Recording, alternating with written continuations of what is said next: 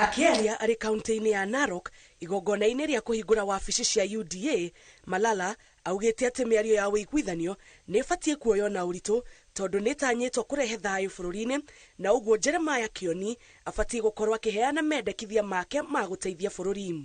Anasema ati hizi talks hakuna maana, yeye anataka kupigana mangumi pale katika talks. Tungependa kuambia Kioni, tafadhali wacha fujo, wacha kupigana mangumi. If you have ideas, challenge us with ideas intellectually. Malala ateterithitie ati atongoria kiama-ini kia UDA ni maiguanite na uguo a Kenya matibatie gukorwo magitikia muhuhu uria urathiururuka wa ati kwina ngahiha kiama-ini.